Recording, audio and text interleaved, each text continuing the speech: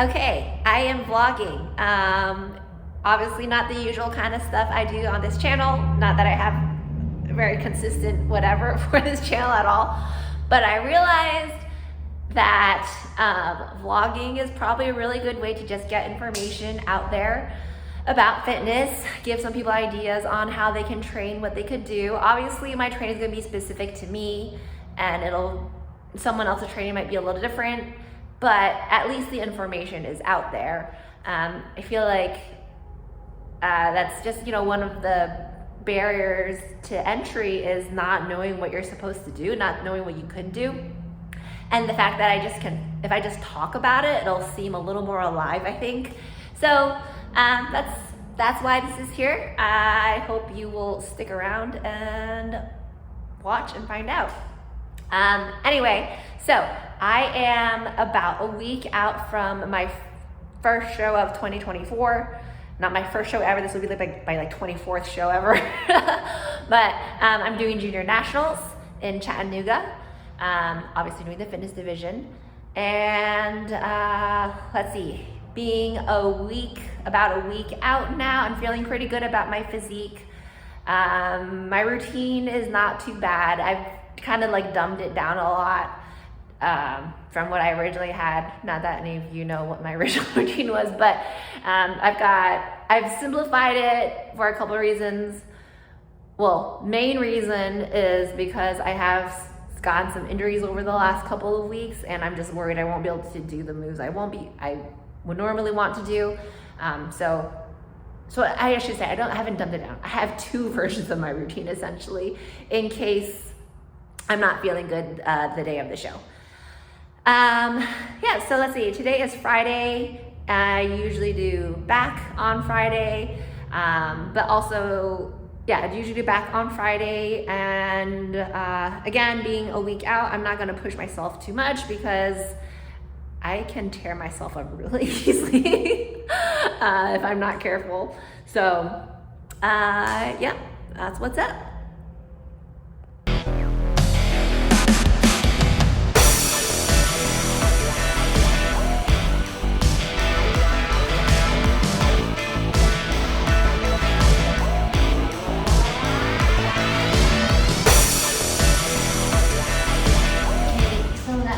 Very light back day, a little bit of arms too. Yep, just trying to not hurt myself. Just get a little pump on.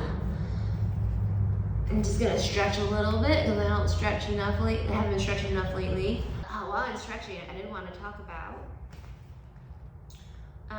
some ideas I have. So I've heard from many other fitness competitors, their initial experience is with fitness, where whatever coach they were with didn't really help or support them in their desire to compete in fitness. I remember, I think it was Carolina, she was saying her coach specifically said something like, "Oh, fitness is dying," and it's like, how is it dying when there are still people competing? I think it's kind of silly to say that fitness is dying when the coach is the person who is killing it by not encouraging or supporting their client to, do whatever divisions they want, do the fitness division specifically in this case. And then it's also silly because I know, and you can't deny this, there are coaches who take pride in their competitors winning, regardless of how many people are on stage. So why wouldn't you encourage someone to do fitness?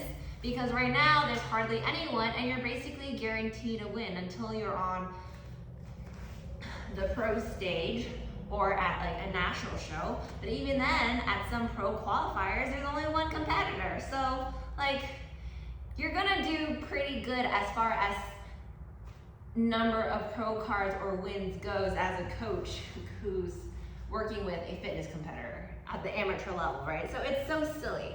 There's no reason to say fitness is dying. Okay, sorry, ranting a little bit. what I'm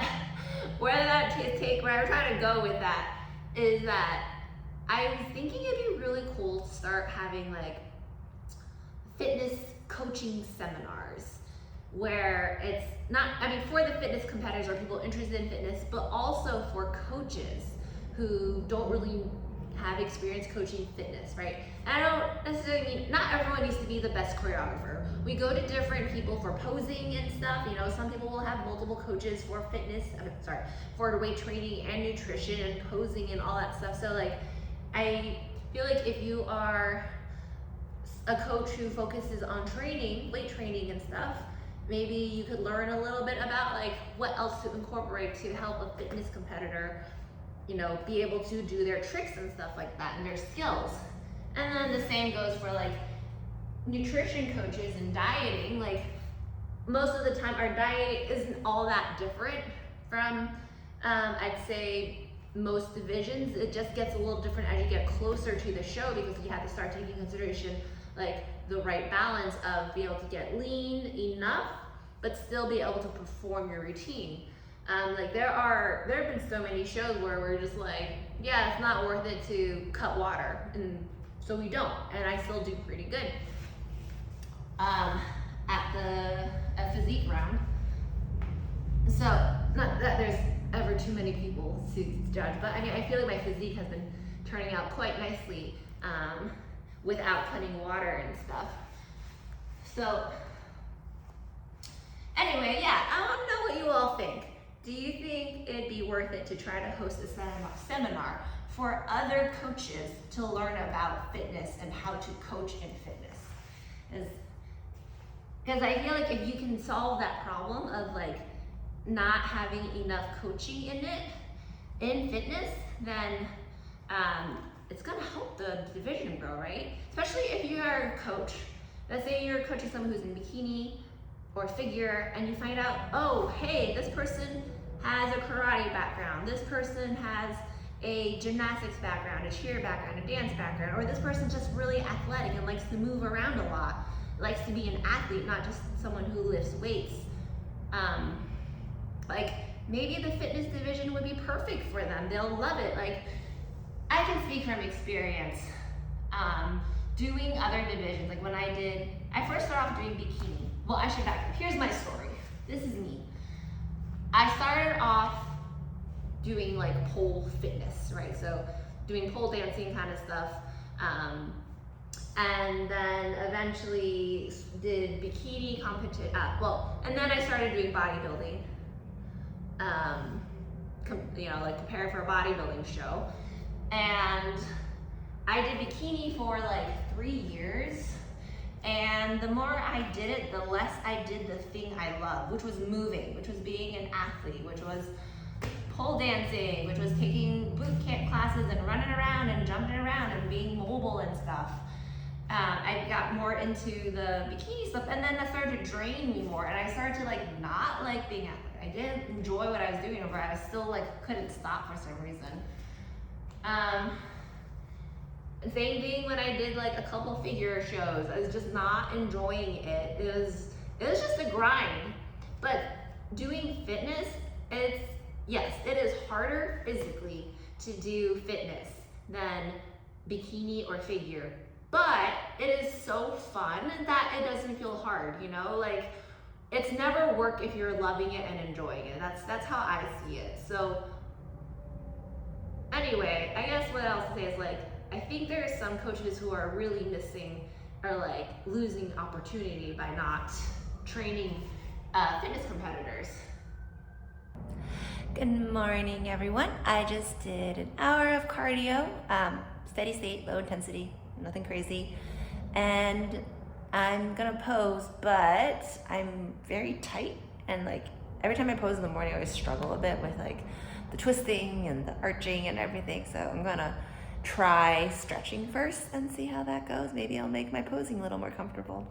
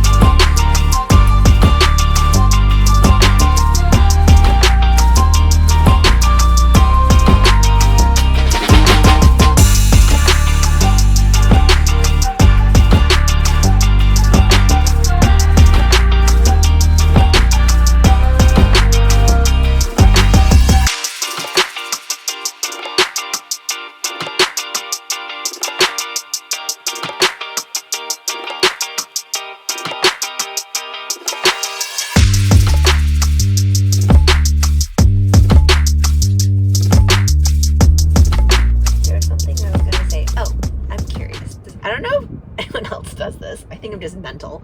When I have a routine song picked out and choreographed, I will listen to it on repeat, like all the time. Like, I had a 30-minute drive here, I just listen to it on repeat. Even when I drive 40 minutes, an hour, sometimes an hour and a half, I will just listen to the same song over and over and over, constantly visualizing it and everything. And like, I mean, unless traffic is really bad, then I have to turn it off because then I'm too distracted by my visualizations. But does anyone else do that? Like, does anyone else just constantly think of their routine 24/7? Like, I'll even do it when I'm like showering. I'll play my music when I'm doing dishes and whatever, if there's like nothing on YouTube to watch or listen to. I never get bored of my songs. But also, you know what it is, I remember someone telling me, like, you know you're a real performer when you don't ever get tired of your music. And the reason is you're not listening to your music to listen to for entertainment. It's because you're listening to it to think about your performance and constantly thinking about your moves and everything. So that's what's going on through my head. I'm never listening just to listen to it. It's really just because I'm thinking of my, trying to in some way practice my routine.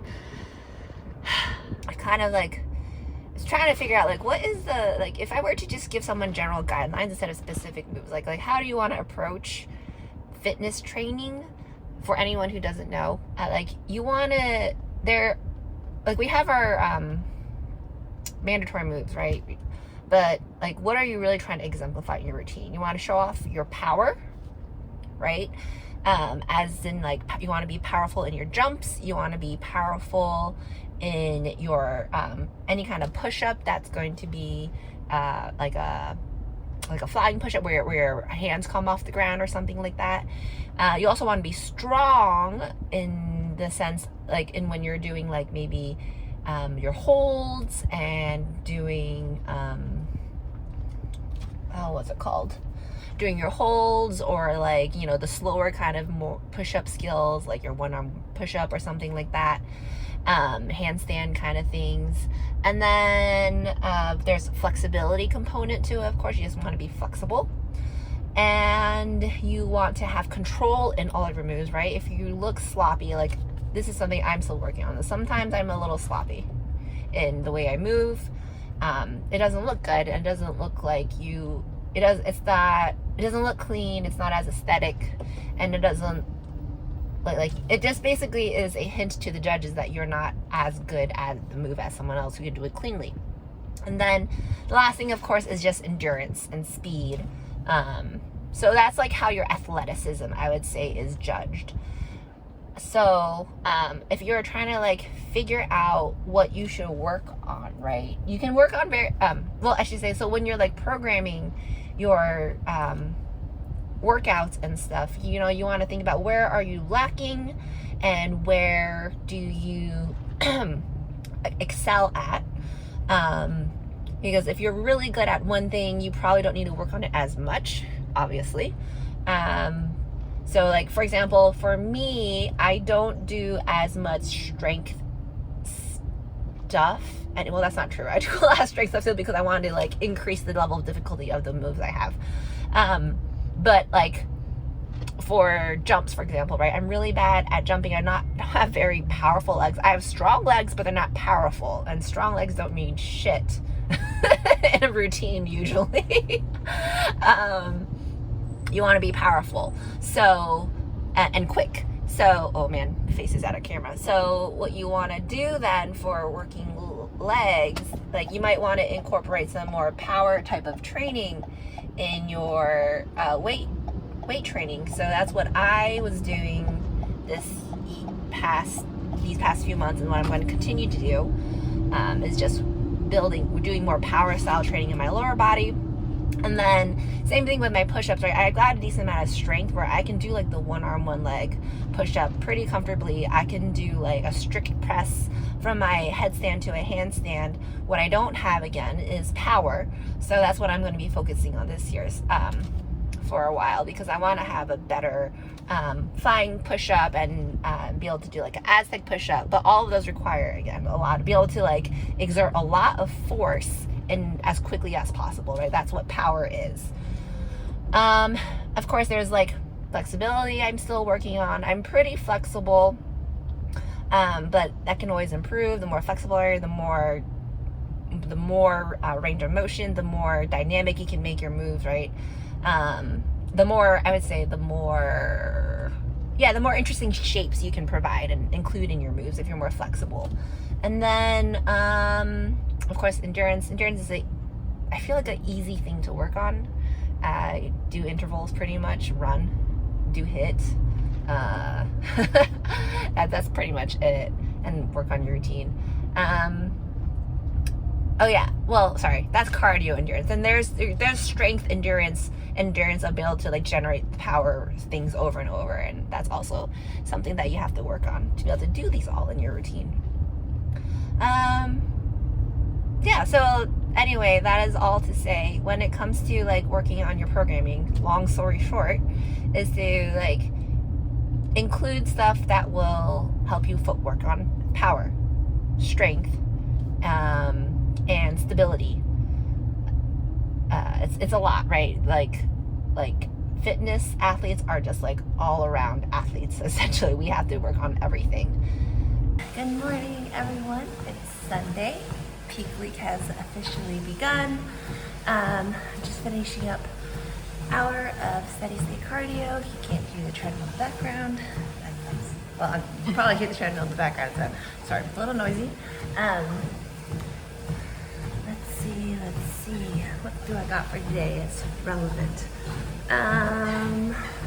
Just got some meal prep to do. I think I said I was going to do it yesterday. That did not happen.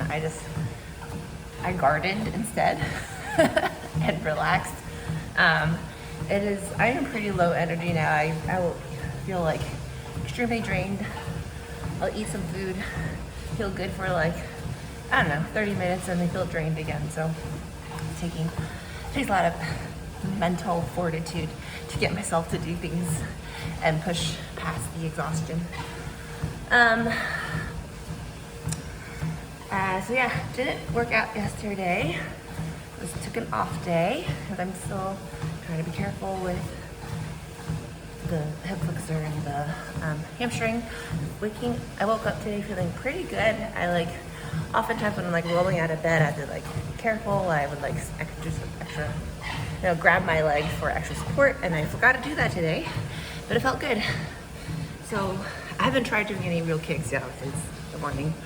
So I don't really know how that hip flexor is doing in all the different angles and ranges of motion.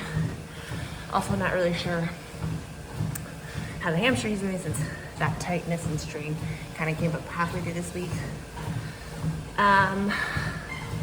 But hopefully it's decent because I do want to do a little bit of fitness practice today. I'm probably gonna try to get some interval training in. I haven't done a lot of endurance training lately. I just want to get a little in just to, stay on top of the cardio. Since I barely did any last week. What else? I think that's pretty much it for today. I'll let you all know how any specific interesting fitness things go. See y'all later.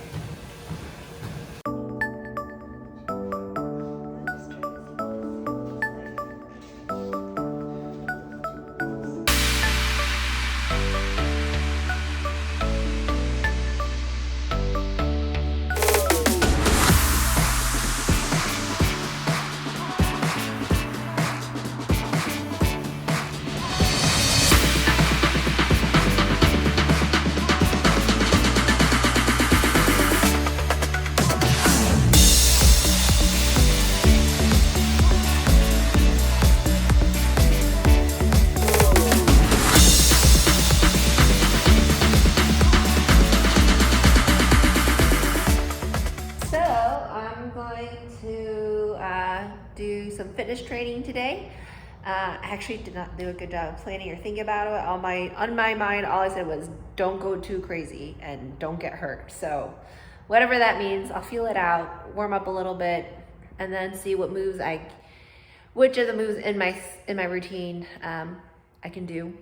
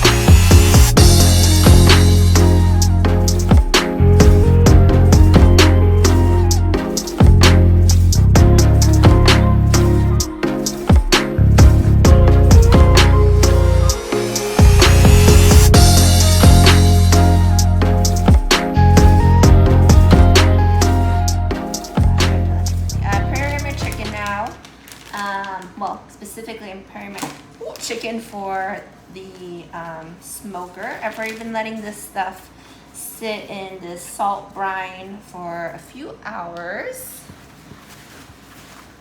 Let's see. This is actually not for this coming week. This is for after the week after the show, so 2 weeks from now. And the reason I am doing this is because I know I won't have any time or energy or just willpower probably to do real stuff, real chores the day after the show. And then I won't have time because I'll just be going to work the next day. So just kind of getting ahead of that, knowing that I'm going to need the food and want the food. Well, actually, specifically, I know I'm going to want junk food. But to prevent myself from gorging on stuff that's going to get me super inflamed and just blow up and be not good, I am prepping my meals now. So, what was I saying? Oh, I think I kind of changed the order of things. Okay, so this week then I am going to be eating just chicken that's cooked in the slow cooker, basically boiled chicken. I know some people think it's really boring. I actually think it's fine as long as you just like add whatever other stuff to it. Lately, my favorite thing to do is just kind of like tear it up after it's done, and then that way I'll just kind of have a pulled chicken that's flavorless. But then I can use it in like a salad, or sometimes I've been doing these like kale wraps where I just take or Swiss chard wrap. I'll take a giant couple leaves of Swiss chard or kale and throw some chicken on it, throw some mustard and whatever, and then roll it up, and that's basically it. You just eat it like that. Oh, let's dump this chicken juice out. So personally, I really love smoked meat. So this is my favorite way of preparing my food and eating it. It's like the texture comes out awesome all the time. The taste is great. It's not too dry. I just love that it is, I don't know, it's almost like a finger food sometimes. So I can just like, basically after it's done slow cooking, I'm going to chop it up into little pieces, throw it in one giant container, and then throughout the day, whenever I need my chicken, I'll just pull out my 3 ounces, and then it kind of turns into a little snack with the way it is, which I like. It's good that way. The seasoning I'm using is just something I'm totally randomly making up. I haven't tried this before, so we'll see how it goes. Hopefully it's tasty. It's got some salt, some black pepper, onion powder, no, not onion powder, garlic powder, and then this thing called Tater Slayer or Potato Slayer. I forget what brand it is. I'll pull it out in a moment to show you all. I think it's supposed to be a seasoning to go with like potatoes, but it has some decent flavors looking on it, and I'm like, I'll just throw it on with the chicken, because like, you never know. I feel like a lot of seasonings go quite well with chicken. It's such a mild piece type of meat, you know. So, all right, so yeah, I'm just getting this nice and covered up. Oh, other things I had to meal prep today was, so there's my 2 chickens. I had Dan's chicken to meal prep. He likes to just cook his on our flat top grill. We call it the hibachi. I just cut that up, marinate it in soy sauce for a while, and then he'll cook it later this evening. I also had my sirloin steaks all cut up and ready to go. Sirloin is very lean, so he's gonna cook that for me too when he cooks his chicken. And we also have some ground beef for Dan, also just waiting. Oh shoot, little pieces that are gonna get, just put that on top. Some ground beef that he's gonna cook up for himself also. He likes to do kind of like a taco kind of Mexican style kind of thing.